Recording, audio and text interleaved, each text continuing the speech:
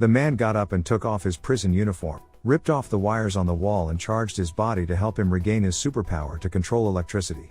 An electric shock sent the prison guard in front of him into the air, and then the man controlled the electric current to destroy the prison's electrical system.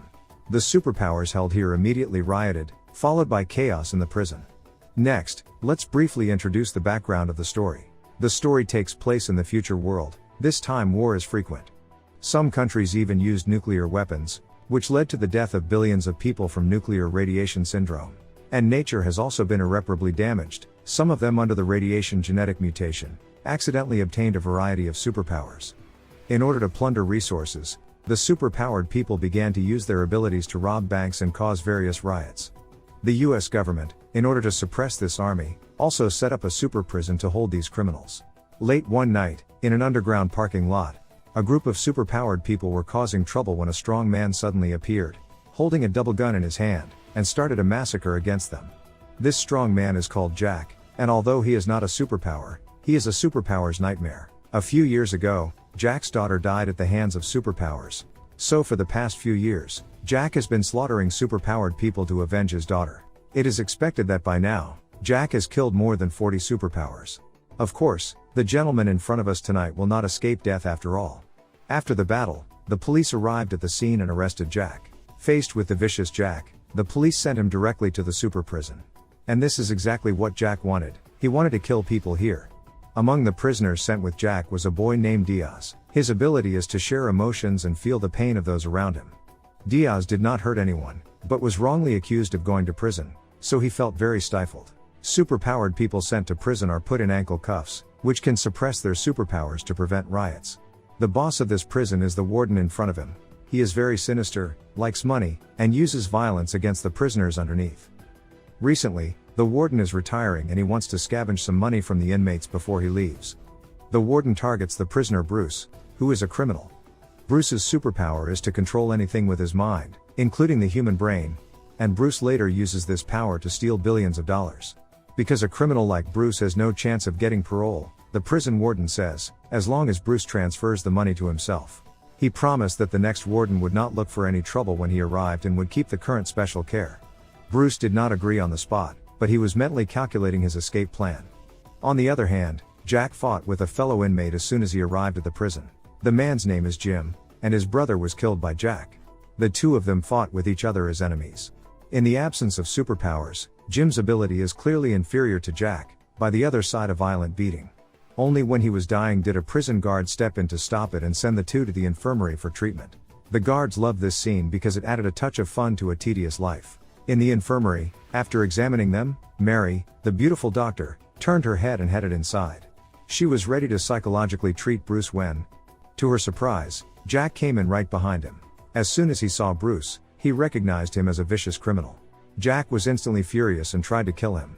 Jack first strangled Mari next to him and then tried to do it to Bruce. At the critical moment, Diaz, who was cleaning the infirmary, heard the commotion. He rushes in and takes him down with a dive, holding him firmly in place until the guards arrive. Diaz's actions earned Bruce's respect and affection. Bruce, as the absolute king of the inmates, naturally had a group of minions under him, and they began to take good care of Diaz. At this point, a fellow inmate named Gordon comes forward to talk to Diaz and make friends with him.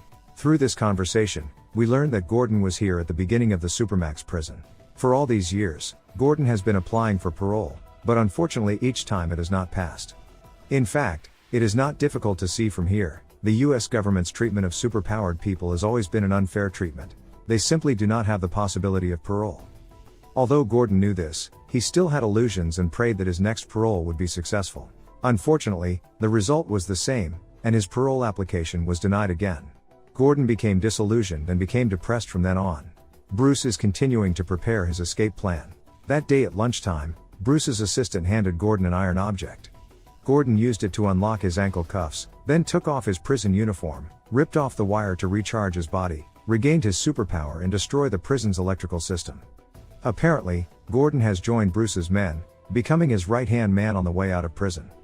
With the destruction of the electrical system, the prisoners acted as if they had received a signal, and the prison began to riot.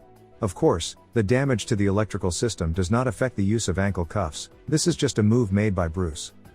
As for the use of this move, it will be described later.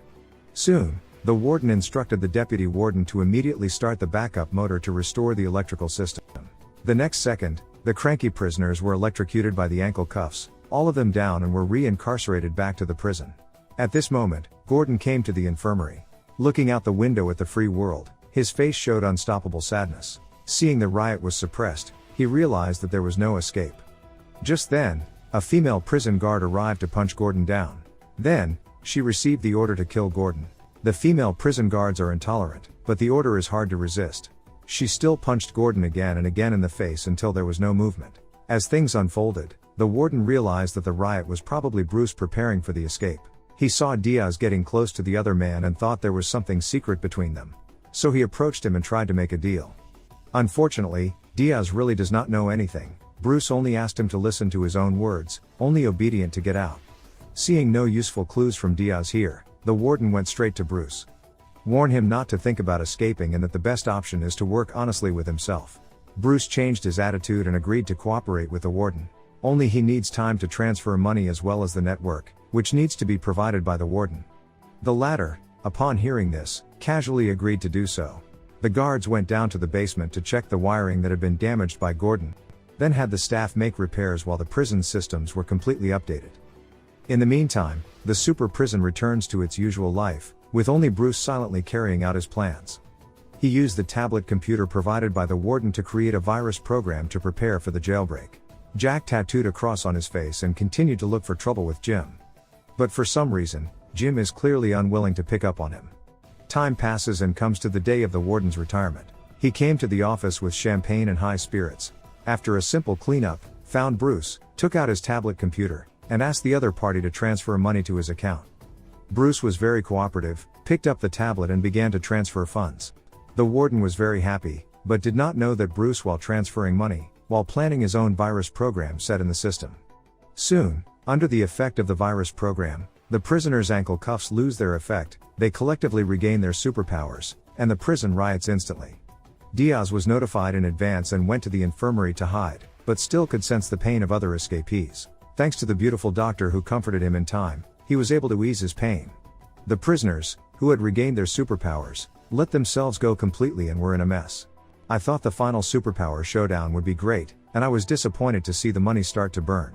The special effects of the battle of the superpowers is almost zero, there is not the slightest point to watch. On the other hand, the warden of the prison received a call and learned that there was chaos outside.